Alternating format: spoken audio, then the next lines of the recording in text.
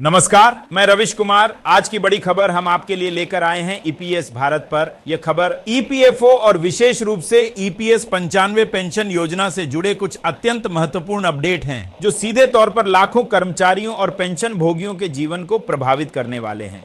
एक बड़ी खबर जो सभी ईपीएस सदस्यों के लिए महत्वपूर्ण है, वो यह है कि कर्मचारी भविष्य निधि संगठन यानी ईपीएफओ ने अपने सदस्यों के लिए धन निकासी से संबंधित दिशा निर्देशों में कुछ बुनियादी बदलाव किए हैं। ये नए नियम जो 21 नवंबर 2025 से प्रभावित हो गए हैं, ईपीएफ भविष्य निधि और ईपीएस पेंशन निधि दोनों से होने वाली आंशिक निकासी पर सीधा प्रभाव डालेंगे। ईपीएफओ द्वारा किए गए इन संशोधनों को एक बड़े सुधार के रूप में देखा जा रहा है, जिसका उद्देश्य सदस्यों के लिए प्रक्रियाओं को और अधिक सरल, पारदर्शी और डिजिटल रूप से सुलभ बनाना है। अब सदस्य अपनी आवश्यकताओं के अनुरूप अपने खातों का प्रबंधन अधिक आसानी से कर सकेंगे। यह बदलाव विशेष रूप से उन कर्मचारियों के लिए एक महत्वपूर्ण राहत लेकर आया है जो नौकरी बदलने या बेरोजगार होने की स्थिति में अपनी जमा राशि तक पहुंच बनाना चाहते हैं। लेकिन इन सबके बीच सबसे चर्चित और महत्वपूर्ण बदलाव ईपीएस 95 से जुड़ी आंशिक निकासी की शर्तों में परिवर्तन है। आपको याद होगा कि पहले यदि कोई कर्मचारी अपनी नौकरी छोड़ता था या बेरोजगार हो जाता था, तो वो महज 2 महीने की प्रतीक्षा अवधि के बाद ही अपनी ईपीएस राशि का दावा कर सकता था। लेकिन अब इस नए संशोधित नियम के तहत उसने ईपीएस राशि निकालने के लिए 36 महीने यानी 3 वर्षों की प्रतीक्षा करनी होगी। इस लंबी अवधि का उद्देश्य सदस्यों को उनकी सेवानिवृत्ति की राशि को लंबे समय तक सुरक्षित रखने के लिए प्रोत्साहित करना और अप्रत्याशित वित्तीय निर्णयों से बचाना है। हालांकि यह निर्णय कई सदस्यों के लिए चुनौतीपूर्ण भी हो सकता है, खासकर उनके लिए जो तत्काल नकदी की आवश्यकता में है। इसलिए सभी सदस्यों से अनुरोध है कि वे अपनी वित्तीय योजना बनाते समय इस नए नियम को अवश्य ध्यान में रखें। अब बात करते हैं पेंशन भुगतान प्रणाली की, जिसे पूरी तरह से डिजिटल बना दिया गया है। ईपीएफओ ने ईपीएस पेंशन भोगियों के लिए एक केंद्रीकृत पेंशन भुगतान प्रणाली यानी सीपीपीएस का शुभारंभ किया है। इस अग्रणी प्रणाली के तहत अब कोई भी पेंशन भोगी देश के किसी भी कोने में स्थित किसी भी बैंक की किसी भी शाखा से अपनी मासिक पेंशन आसानी से प्राप्त कर सकता है। इसकी सबसे बड़ी खूबसूरती यह है कि अब उन्हें इस बात की चिंता करने की जरूरत नहीं है कि उनका पेंशन भुगतान आदेश यानी पीपीओ कहां से जारी किया गया था। यह डिजिटल सुधार विशेष रूप से उन बुजुर्ग पेंशनरों के लिए वरदान साबित होगा जो अपने मूल निवास स्थान से दूर किसी अन्य शहर या राज्य में रह रहे हैं। अब उन्हें पेंशन लेने के लिए लंबी यात्राएं करने या तरह तरह की औपचारिकताएं पूरी करने की आवश्यकता नहीं होगी। सब कुछ अब उनके नजदीकी बैंक शाखा में ही उपलब्ध होगा। एक और बहुप्रतीक्षित खबर जो सभी पेंशन भोगियों के लिए आशा की किरण लेकर आई है, वो है न्यूनतम पेंशन राशि में संभावित वृद्धि। आप सभी को ज्ञात होगा कि ईपीएस 95 के तहत वर्तमान में न्यूनतम पेंशन राशि मात्र 1000 रुपए प्रति माह निर्धारित है। यह राशि लगभग 11 वर्ष पहले तय की गई थी और तब से अब तक इसमें कोई बदलाव नहीं किया गया है। लेकिन अब श्रम मंत्रालय से जुड़ी संसदीय स्थायी समिति ने इस मामले की गहन समीक्षा की है और इस राशि में तत्काल वृद्धि की सिफारिश की है। समिति का मानना है कि बढ़ती महंगाई और जीवन यापन की बढ़ती लागत को देखते हुए यह राशि अब पेंशनरों की मूलभूत आवश्यकताओं को पूरा करने में असमर्थ है। हालांकि यह ध्यान रखना महत्वपूर्ण है कि यह भी केवल एक सिफारिश है और अंतिम निर्णय सरकार द्वारा लिया जाना है। फिर भी सूत्रों से मिली जानकारी के अनुसार उम्मीद की जा रही है कि आने वाले कुछ महीनों में इस संबंध में एक शुभ घोषणा की जा सकती है, जिससे लाखों पेंशनरों के जीवन स्तर में सुधार हो सकेगा। इसके साथ ही एक और बहुत बड़ा और सकारात्मक विकास यह हुआ है कि ईपीएफओ और श्रम मंत्रालय ने ईपीएस 95 योजना की एक व्यापक समीक्षा और सुधार की प्रक्रिया शुरू कर दी है। यह समीक्षा इस योजना को वर्तमान आर्थिक परिस्थितियों और बदलती सामाजिक आर्थिक जरूरतों के अनुरूप बनाने के उद्देश्य से की जा रही है।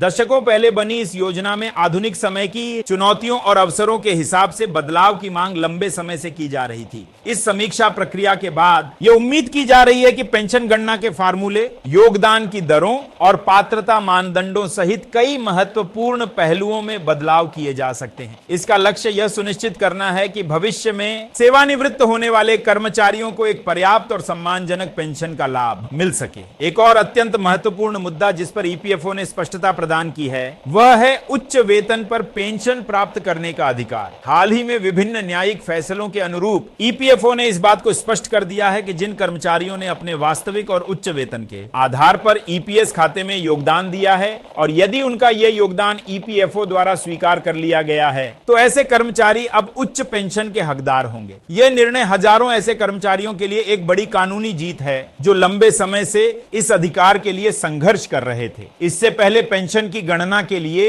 एक निर्धारित वेतन सीमा का इस्तेमाल किया जाता था, भले ही कर्मचारी का वास्तविक वेतन उससे कहीं अधिक क्यों न हो। लेकिन अभी स्पष्टीकरण के बाद कर्मचारियों को उनके द्वारा अंशदान की गई वास्तविक राशि के आधार पर ही पेंशन का लाभ मिलेगा, जिससे उनकी सेवानिवृत्ति की वित्तीय सुरक्षा मजबूत होगी। अब हम आपका ध्यान एक और महत्वपूर्ण घटना की ओर आकर्षित करना चाहेंगे। यह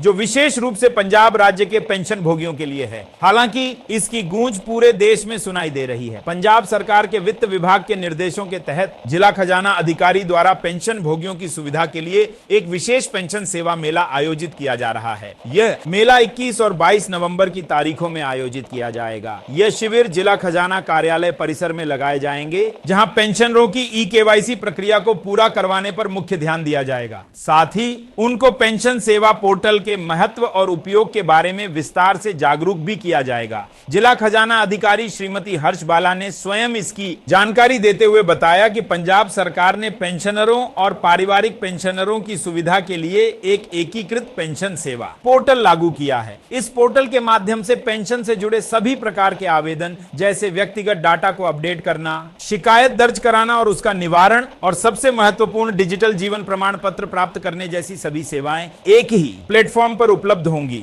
इस पूरी प्रक्रिया में ई-केवाईसी को एक अनिवार्य कदम बनाया गया है ताकि पेंशन सेवाओं का लाभ बिना किसी रुकावट के निर्बाध रूप से जारी रह सके। इस मेले में विभिन्न बैंकों के अधिकारी और प्रतिनिधि भी मौजूद रहेंगे जो पेंशनरों के कार्यों को त्वरित गति से और मौके पर ही निपटाने में सहायता प्रदान करेंगे। श्रीमती हर्ष बाला ने सभी पेंशनरों से एक हार्दिक अपील की है कि वे निर्धारित तारीखों पर इस मेले में अवश्य शामिल हों और अपनी ई-केवाईसी प्रक्रिया को पूरा करके इस डिजिटल पहल का पूरा लाभ उठाएं ताकि वे घर बैठे ही सभी पेंशन संबंधी सेवाओं का सुगमता से उपयोग कर सकें। इसके अलावा एक सामाजिक सरोकार से जुड़ी महत्वपूर्ण जानकारी यह मिली है कि कमांडर अशोक राव जी ने एक बार फिर सोशल मीडिया के मंच के माध्यम से सभी से रूबरू होकर अपने विचार साझा किए हैं। उन्होंने एक आगामी बड़े कार्यक्रम की घोषणा की है जो 23 और 24 नवंबर को नई दिल्ली के प्रसिद्ध जंतर मंतर स्थल पर आयोजित किया जाने वाला है। इस कार्यक्रम में आप सभी लोगों की सक्रिय भागीदारी की अपेक्षा की जा रही है। कमांडर अशोक राव जी ने सभी समर्थकों और हितधारकों से एकजुटता दर्शाने और अपनी बात को मजबूती से रखने के लिए इस कार्यक्रम में शामिल होने का अनुरोध किया है। हमारी टीम भी यदि अवसर मिला